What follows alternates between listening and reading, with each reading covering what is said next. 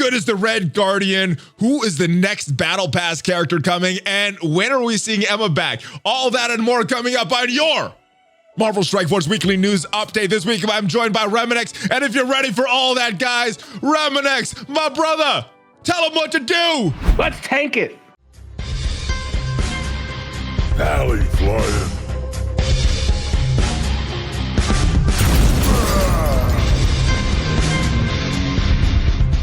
Hello, Valley Maniacs. Welcome back to the first Marvel Strike Force Weekly News Update of 2021. I am joined by my brother there, making all those silly hand gestures. I see you there, Remanx. How are you, my brother?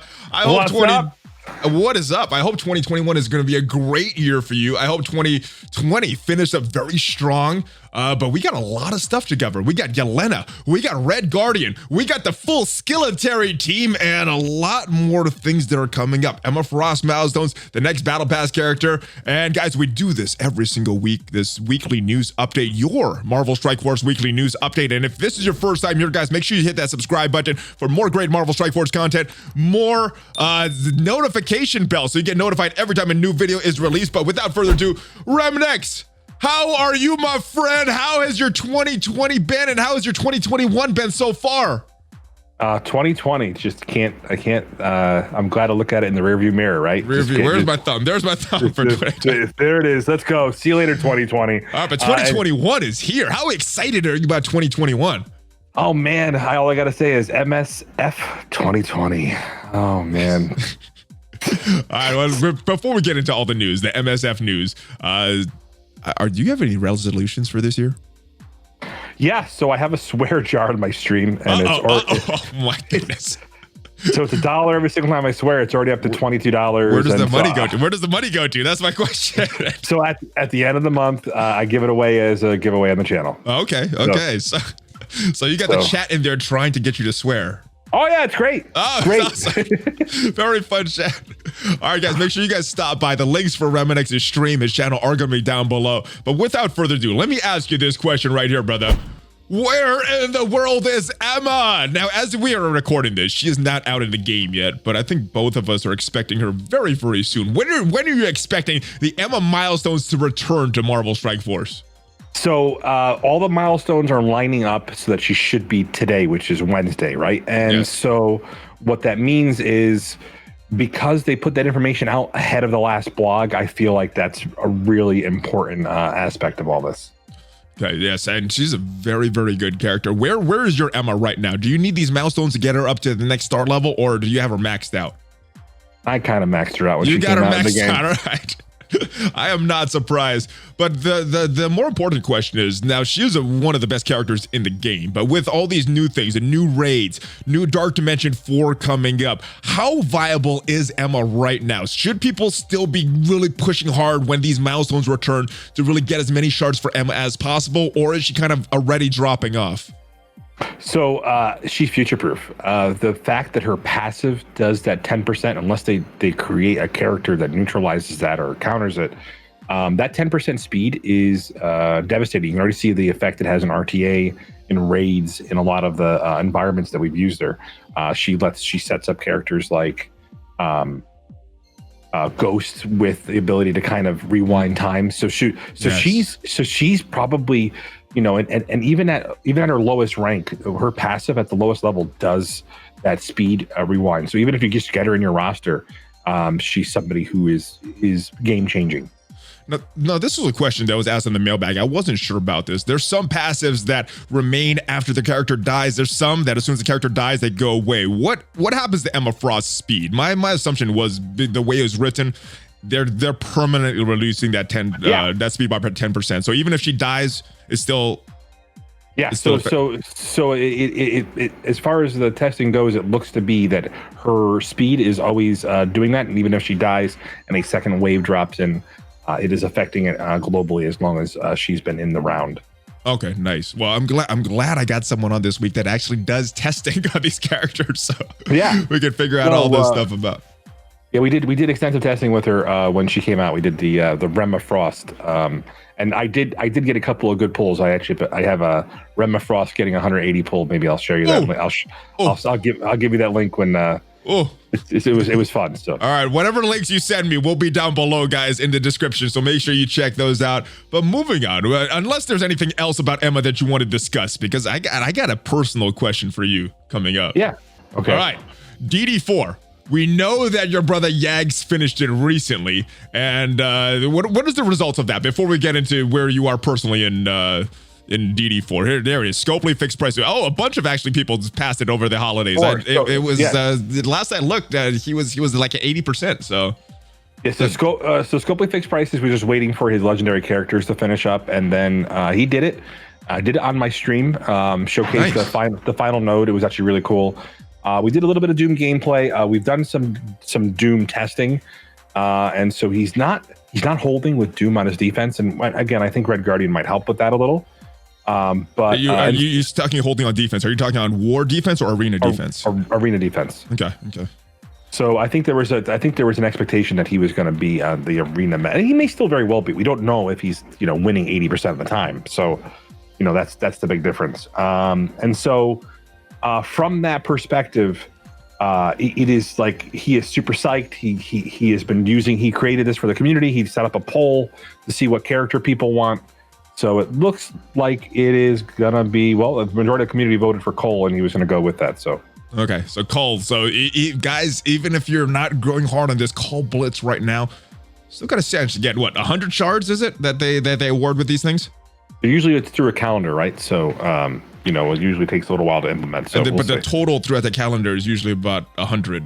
Yeah, I think for Captain Marvel it was, and some other characters, I think it came out to 100. They announced that in the blog. So they actually announced it in the blog, so we knew. Okay, so it is 100. Okay, so Remanx, I know you are in Dark Dimension 4 right now.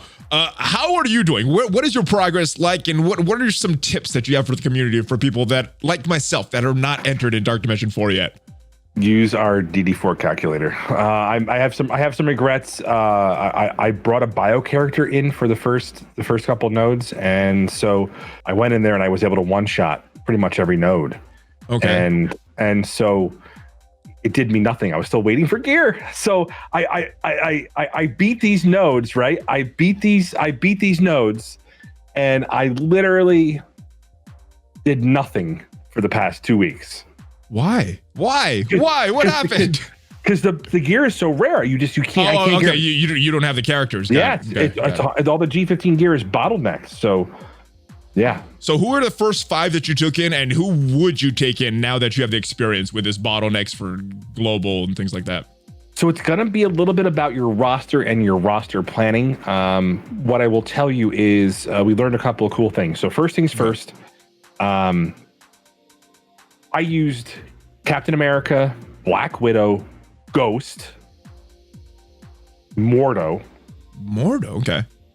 Yeah, I have a 7 red star Mordo, so it's just kind of and I use them a lot in everything I do. And okay. So wait, one more. Who's the last one? It was Sinister. Sinister. Okay. So those are the first 5. Would you change any of those? I would keep Sinister and probably Ghost. And so what we learned from this, and maybe Black Widow or Zemo, it's the low cost skill. What we learned is that because Mutant is only available in global, you're probably better off taking probably either 2 mutants here or making a Cosmic Mutant, wink wink nudge nudge, until potentially either any of those, depending on how well you have them built.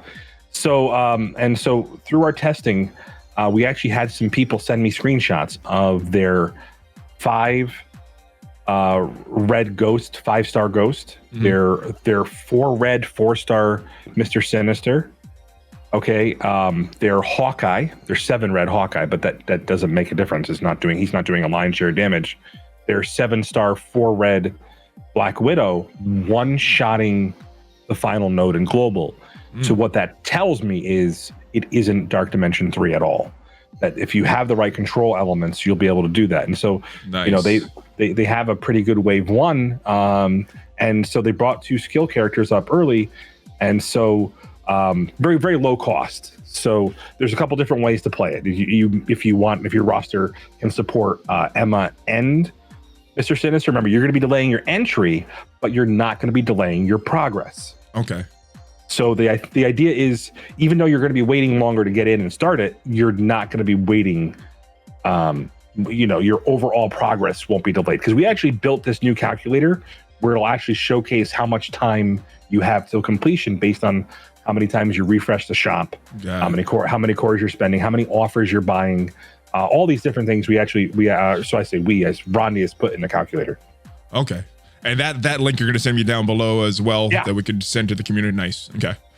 Before we move on from Dark Dimension 4, you mentioned that you played with Doom a little bit, or you've got to see some Doom gameplay. What are your overall thoughts of Doom now that he's actually a character and not someone that we're using in a campaign node or cloning with Mr. Sinners, actually using Dr. Doom? Where is his viability? I guess you said he's not holding on arena defense. Where do you see him shining in Marvel Strike Force? So I think the only thing about it that's interesting is they've kind of built him around a team, which is something that didn't happen in Ultron, because you call it the F4, but you don't necessarily have to use that.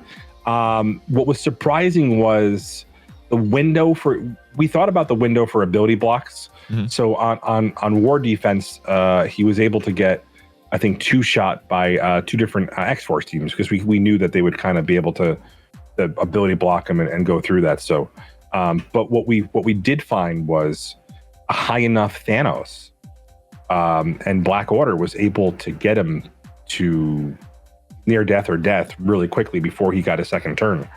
So, without protecting him in some way, either with defense up or taunt at the beginning of the round, he was definitely causing it. And there was a little bit of an AI. So I think they created a smart AI so that he doesn't do his special right away, which is important. So I think they tried to build a smarter AI, which is what kind of needed from a character like Doom. Yeah. And unfortunately, there were occasions when it didn't seem like he was doing what he was supposed to do, and it varied enough. So I think if they address some of those concerns that we have, and like I said, maybe a character like RemGuardian was envisioned as the team, and maybe there's more characters coming that'll help enhance him down the road. But there's some more theory crafting. But overall, I think it was just disappointing to see him, not hold an arena. So. Well, I mean, it's weird. He doesn't look like that plug and play character like Ultron, but it's kind of like you said, if he's surrounded by the right characters, possibly Fantastic Four, possibly RemGuardian, then maybe he'll be changing things up. But it doesn't sound like he's as meta changing as Ultron once was. So I think we kind of look at we're looking at Ultron with these rear view glasses that think that he was like this great character. So when he first came on the scene, I think that we have different rosters than we have now, right? Yeah. We have a lot of different components. So we have way more characters in the game, so it's a lot harder to balance a character around that. But more importantly, I think once we found the meta, it became a replicated meta. He wasn't just plug and play. He's main plug and play in a lot of different game modes, but I think if you use him on war offense like we use Ultron, then yes, he absolutely does fit that same mold. Okay. It's the question of, will he become the arena meta? What do we need to surround him with? And I think more theory crafting and more testing will allow us to get there. And I think there's something a little bit off, and I hope that they address it.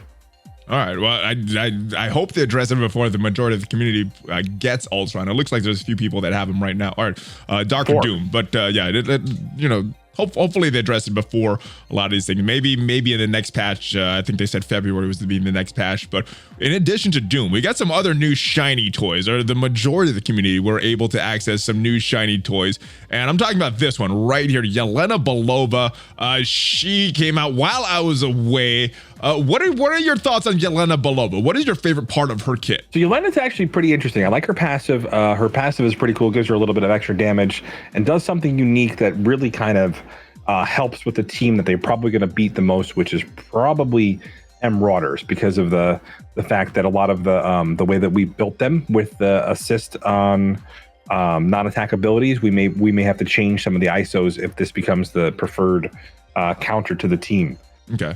So that assisted non-attack abilities is something that I think is pretty cool. So the drawback with this is the T4 is required for her, but at 7 red stars, she's gonna do some damage. Boy, you got a good 7 red star there. I got a good one, and I didn't even record it, so all I got is a screenshot.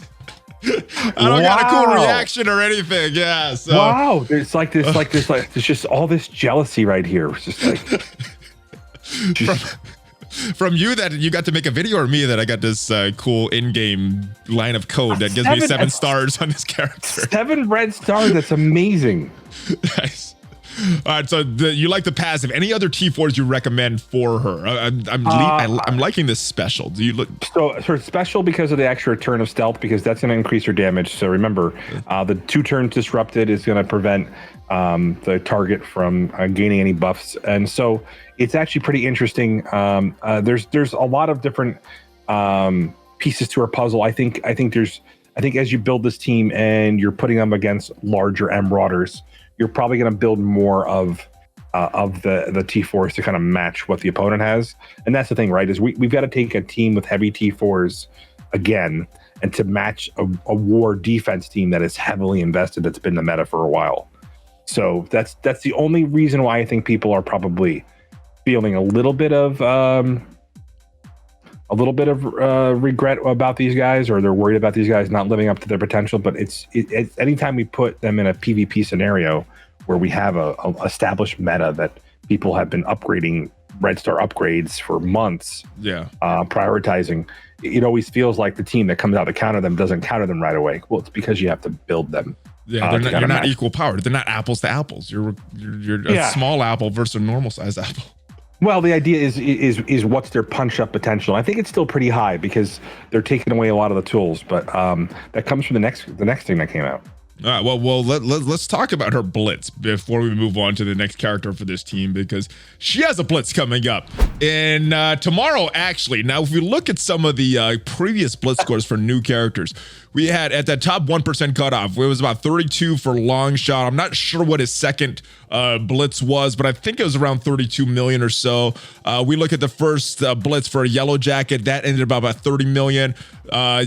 Yeah, so where are you expecting her scores for this top 1% cutoff for the majority of the community that are really pushing hard to get this character? I figure you'll probably see her very similar to where we saw Longshot in the most recent. Now that we've got it's funny because now we've got people that were milestone blitzers hitting 99, cough mobile gamer, but that's the thing. It's so much more fun to blitz now. Blitz was horrible when we had to do it like eight times or like 20 rotations, but now it takes 5 minutes. It's cool. I like blitz again. So blitz sim is definitely pushing these scores up, and the only thing about it is the larger your roster, I think the more potential you have. And so people that didn't typically blitz are now being pulled into that rotation. So I think we're going to see higher numbers each time, because as your roster grows, so does the score. So I figure we'll see something near, if not higher, for this. Now, the only thing about this is there isn't these milestones. So we got to take that into effect, because the screen time milestones probably played a little bit into this. So some people were probably just because, the G15 gear and all that were in there. Yeah, that's the big difference. All right, well, we'll see. We'll see. I'm thinking it's right, though. I think it's going to be about that 32 or so for that 1% cutoff. And then it's very similar to Longshot. I think the community's interest in is relatively the same with Yelena and Longshot. I think they're both great characters. But we will see. We will see this Sunday how the scores turn out. We'll see if the screen time milestones played that much of an effect on it. I'm not. We'll see. We'll see. It could go either way. Let's talk about that new character, though. The character that we were teasing a little bit. This guy right here. There you are in the game. It is Remanx in the game. It looks like both of you guys, but it's the beard. Anyway, just added last night as of us recording this. As you can see, I got this mistaken T4 in his basic, which that's what happens when you're upgrading so fast and the game lags and you're like, oh, did that just get upgraded? But what are your general thoughts on RemGuardian? Is he the best pure tank in Marvel Strike Force right now? Yeah, so when we talk about it, right? So a tank is someone with a taunt ability, and so he is absolutely amazing. So not only does he do a couple of key things that are different than like Drax, so he spawn with taunt up, right? Yes. But one of the things about it is how many times have you watch Drax spawn in with taunt and then die shortly afterwards? Yeah. So this is defense up, which means he does something that Drax doesn't do right away, which means he gives himself that added protection. And so when he gets to 50% health, he sheds taunt and then heals. So it's absolutely amazing. It's actually a great ability. And so I did some testing, early testing, and we tested him against Mercs. And so I'll give you some feedback on that at the end here. Okay. And then we did some testing against some of the other teams, and the window is very clear that they do have the potential to beat a lot of the teams, and it's just about making sure you have the right T4s and what you built up. And so, yeah. All right, talking about T4s, I think this passive is awesome. Are there any others besides this awesome basic as well that you would recommend? So for him, I see you chose healer. Good choice. And so I think Iron Curtain with the actual the heals on negative that. effects, extra 5% extra healing. Okay. Yeah, so it's actually pretty interesting. He does a great job of healing because it's based off of his hit points, and he's got quite a few. Yeah. So healer is the class that you would recommend for ISO 8. Yeah. For now, until I don't think anything else is really emerging as a. Yeah, he should have a large health pool. He does healing already. It's going to just benefit him. I think I would agree with that. I don't think that's there's anyone that could argue with that, unless there's more playtesting done down the road. But yeah, I like him. I think he's going to be great, and we will see exactly how much they could punch up against Marauders. And you said you had some trouble against the Mercs, though, right? Yeah, with this team. So even though they're fast, and so taking them against a non-pure Merc team, so that's a team featuring like a Shuri. Okay. The problem they had was there's no solution for blind, and so it can go very badly depending on who gets blind. Now, you can potentially get defense up and probably reduce the number of characters that get blind by stealing it off of a character. The problem is they don't spawn with defense up, so you'd have to kind of pick that later. So that blind can be devastating, and then that really takes away their tools when it comes to being able to steal buffs and do all that. And so even though Yelena goes quickly and often first in those matchups, the blind was just too devastating. So I don't recommend it. It probably something we'll do some more testing. I think there's some potential there in certain rooms, like if you're in. Like if you have a target in engineering and you can grab defense up, but you're still gonna hope for RNG. I think the team's just missing something like a little extra resist or a way to cleanse, or more importantly, a way to gain immunity.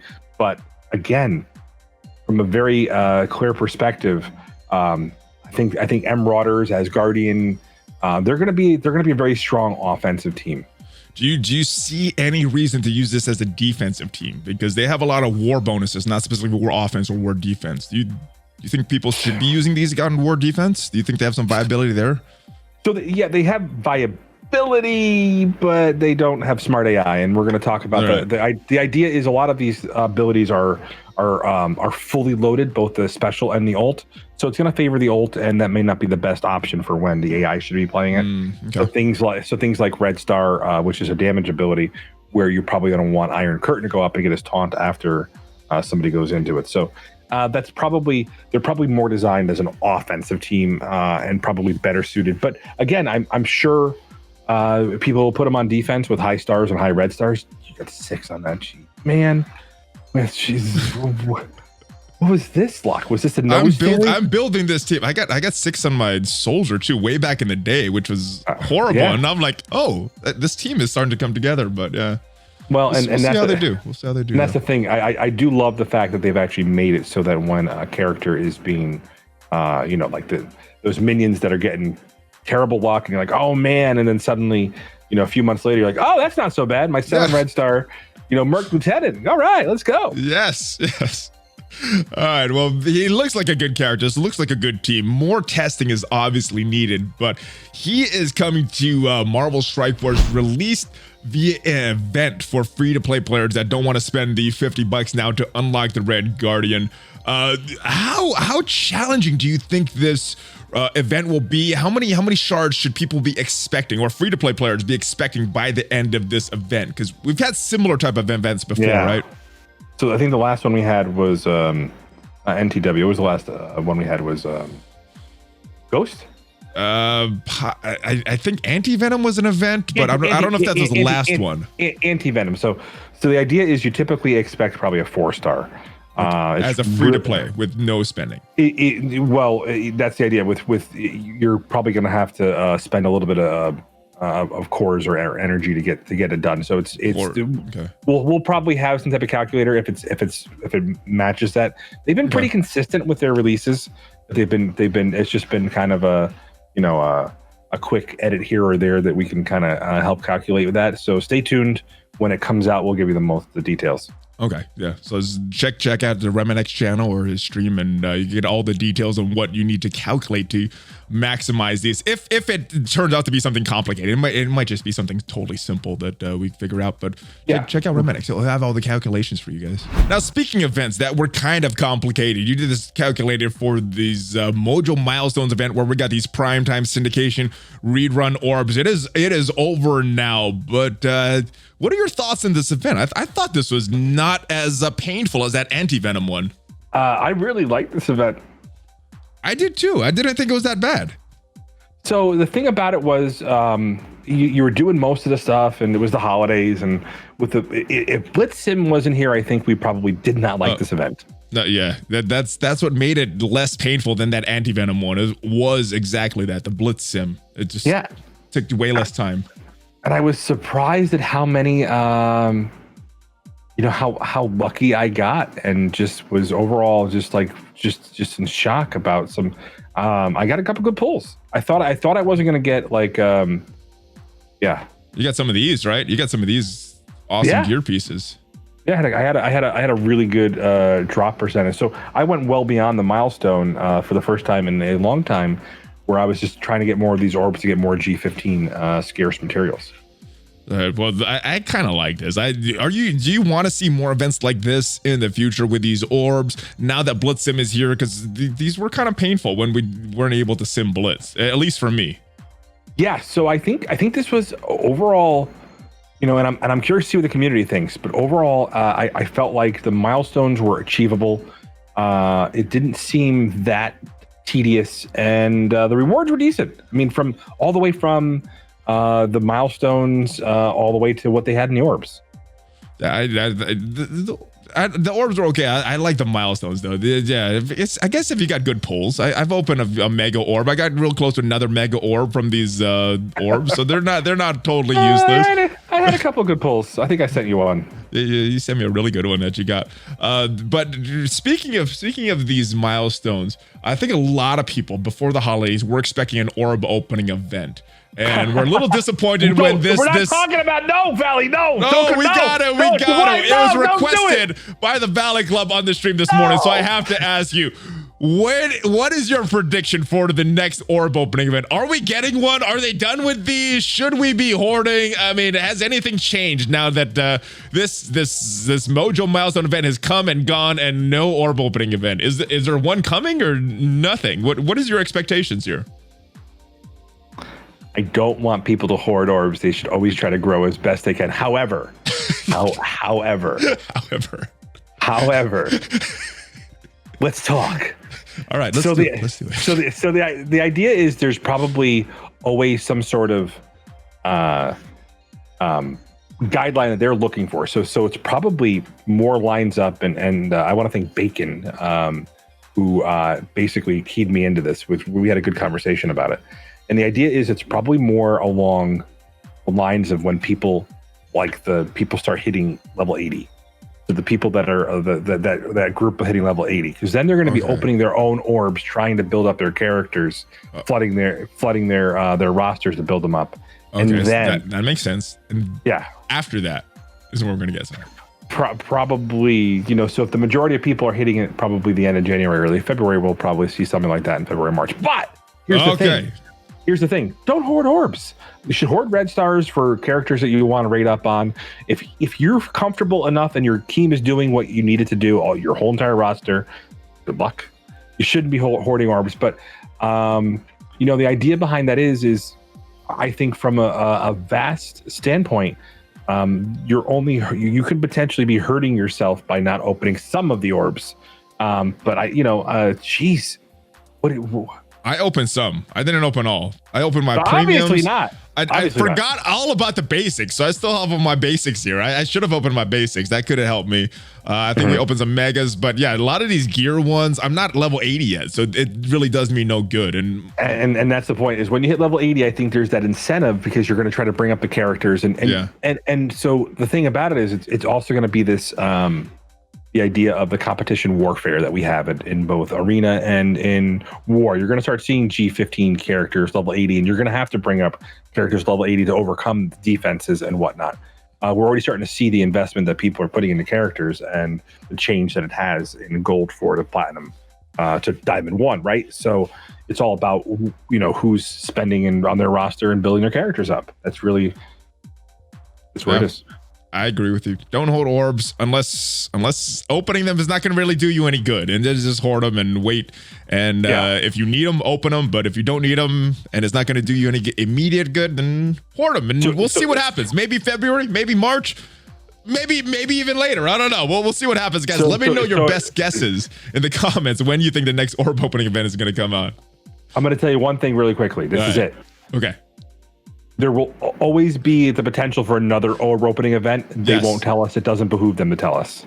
Yep. I know before the holidays were coming on, people were like, hey, just tell us one way or the other. Is there going to be an orb opening event? But yeah, there's no best interest for Scopely saying one way or the other if an orb opening event is coming or if they're not doing these or anything. So yeah, I don't think we're going to hear much of that. I think you're exactly right on that.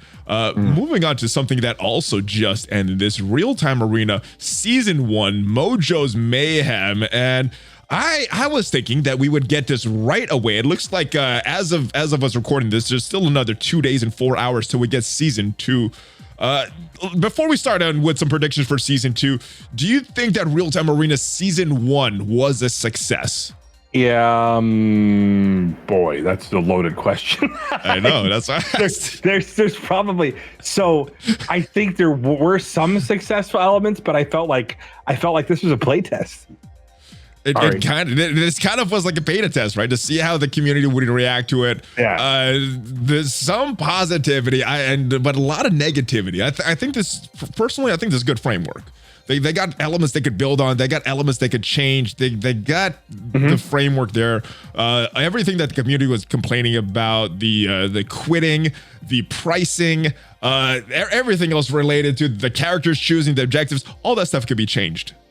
But yeah, so personally, I like the framework. So I like season 1. I think it gives potential, even if there were some problems. We can walk through the early pain points, right? So matchmaking was terrible. It's still still bad. There still was some instances where like I would go in there and get a team of all 134 strength characters, right? Yeah. Bad. I mean, I got my milestones done probably with one character. So we both waited like, a minute and a half to load in, lose our characters, and it wound up being, just worthless for everybody. I got a win, but he got frustrated, and so I don't think that's a good experience. So coming from what's the player experience, right? That wasn't good.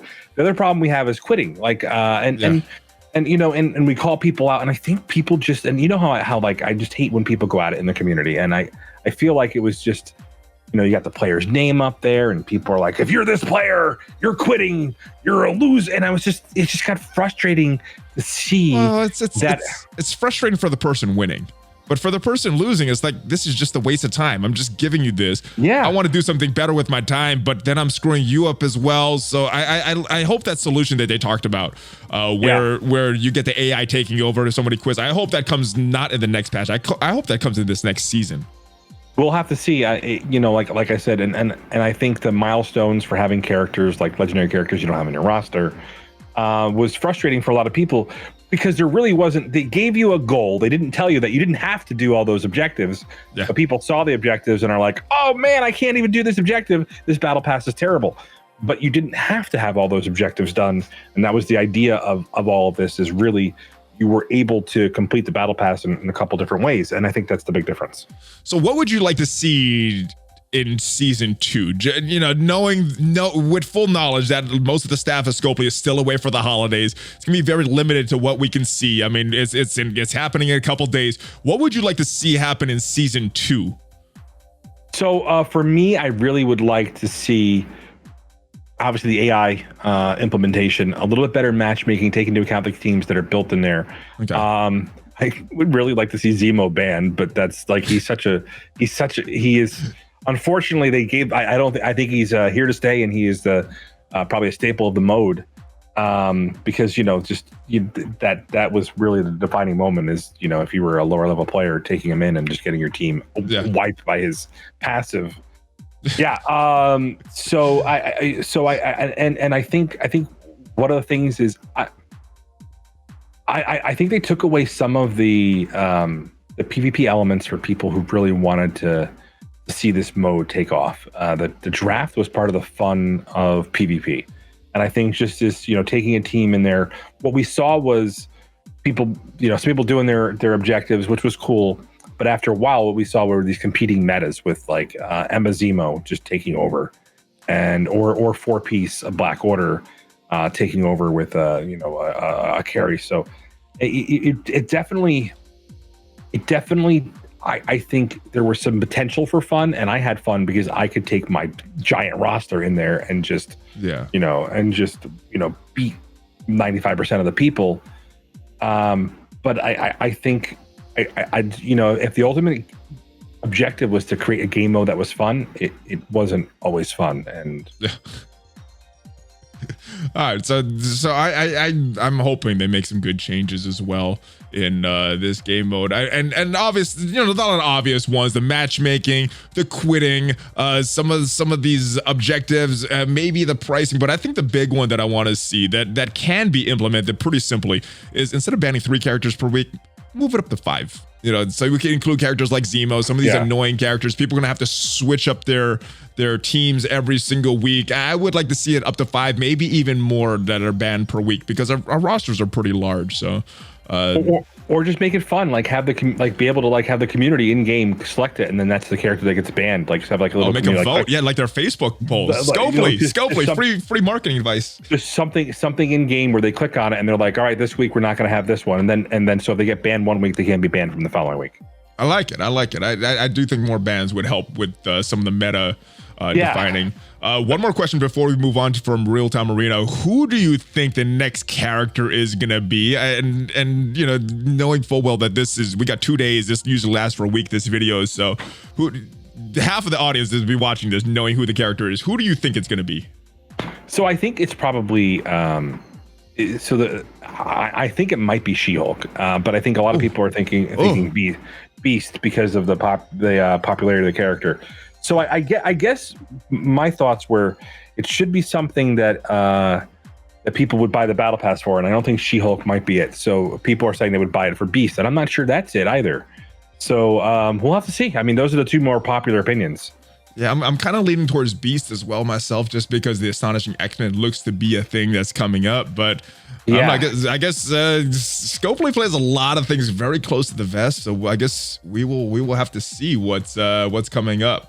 So my only thing is, if it's Beast and that's his farmability, like that's how he's farmable. Oh, I don't want that to be his farming method, but yeah, I would like to see him as a reward for Real Time Arena. But yeah, that Real Time Arena is not farmable, guys. Are you sure? Yeah. Have you asked Scopely?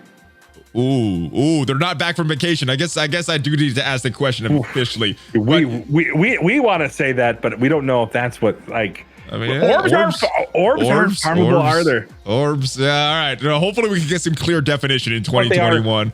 But you know what? Fountainable. They are fountainable. Oh, so. You know what else is fountainable? Let's go. The arena store, because we're getting Swarm as of us recording this, probably being added today, because this is the first Wednesday of not just the month, of the year, and Swarm is added to the arena store as indicated by this blog post here. How important is Swarm nowadays to this Sinister Six? Can you make a good Sinister Six team without Swarm? Can you skip this character, or is he super necessary for this team? I think as we're seeing the chargeables with Doc Ock, if you have Doc Ock, he is probably a staple of that team, especially if you want to do things like take on their full meta counters, which they can take on at similar power levels. Remember, the investment level's got to be similar. Black Order. So, Swarm is a key piece of that. Now that we know Swarm is coming, and they said previously, or in last year's blog post, that they would have 2 new farmable characters per month, who are you expecting is the next character to become Fountainable in January? Beast in the Battle Pass. In the Battle Pass. Oh my goodness. No, I think we'll have to see. We'll have to see if a node pops up here. I think we had the calendar. Oh, geez, I thought we. Who was it? I can't forget. I had the calendar. Hold on. Probably Electro. It's probably Electro.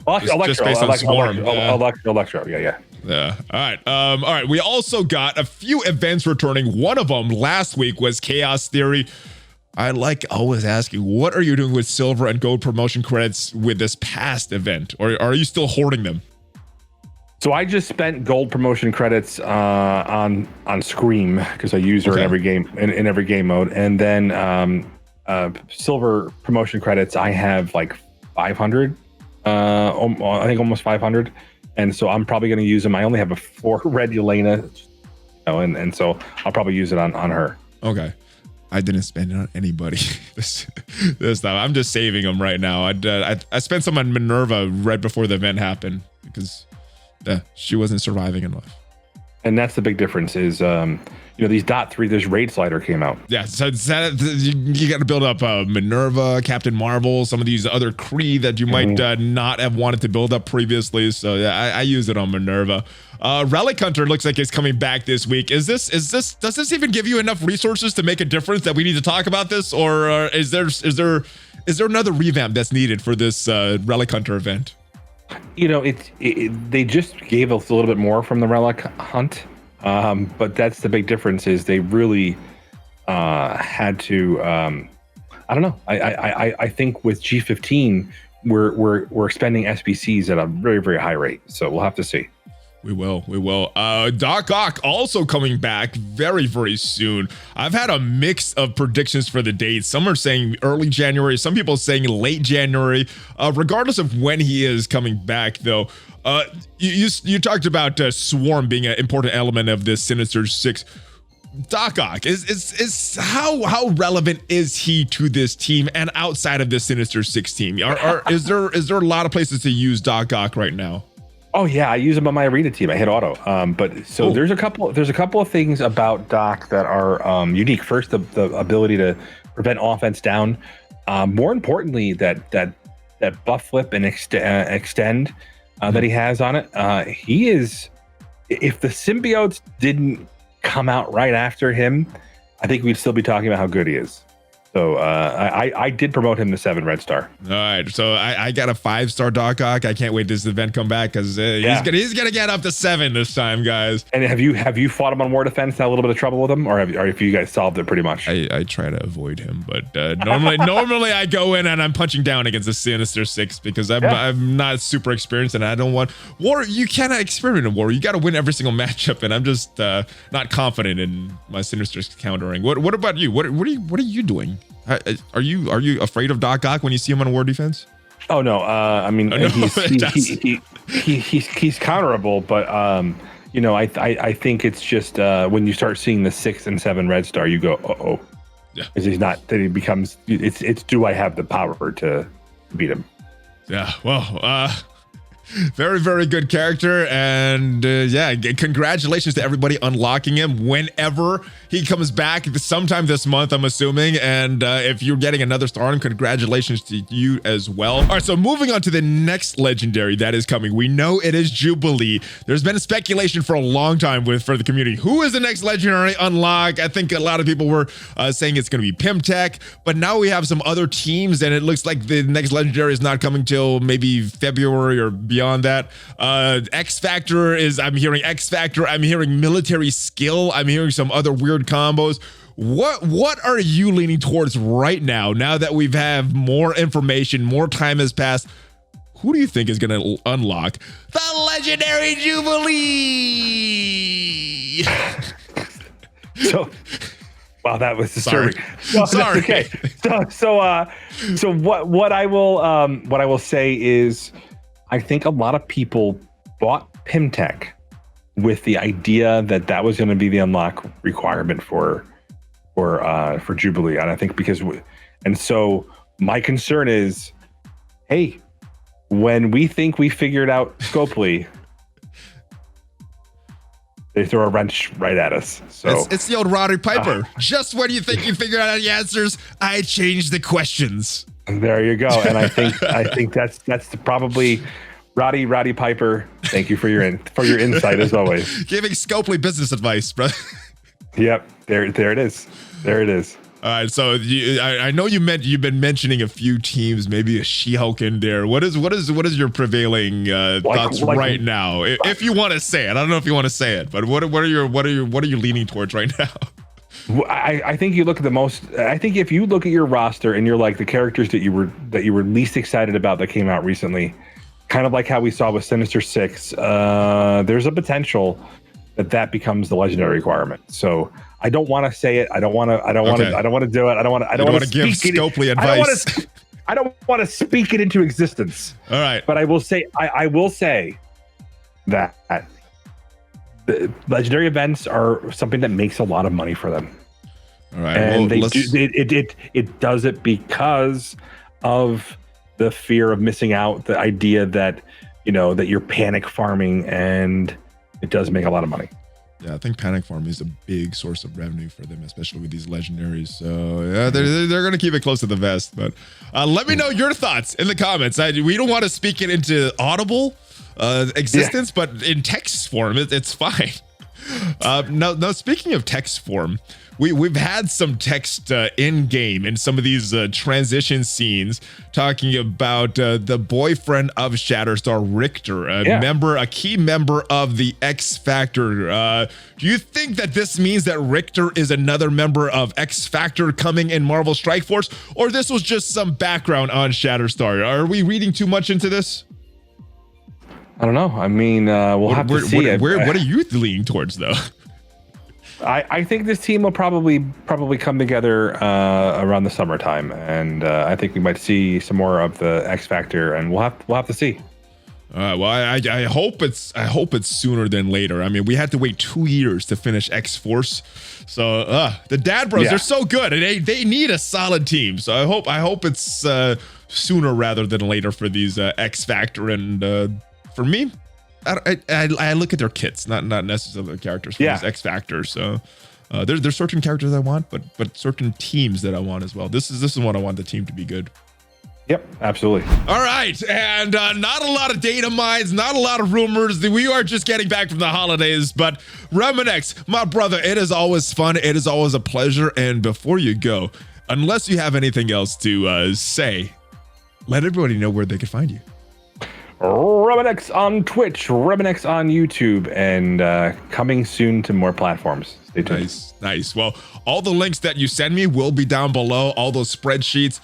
If Emma has her event coming out today like we are expecting, and it's complicated, I know there will be a calculator done, and it may not be there as this video is released, but if there's one done, that'll be added to this video. So look in the descriptions, lots of Remanx links, guys. Make sure you check out his channel, make sure you check out his Twitch, and some of the new things coming up. You gotta stay tuned to his Discord for all that information. Thank you guys for watching. Hopefully you guys enjoyed this edition of your Marvel Strike Force weekly news update. We do this every single week, guys, so make sure you subscribe, check me out on social media, and check out some of my other videos before you go. Now, Remanx, before you go, give me that Hulk fist bump. Where is it? We're dead. We're dead. We're dads and we're bros. Let's go. Oh yeah, my dad, bro. Hulk fist bump, ValleyFlyin, Remanx.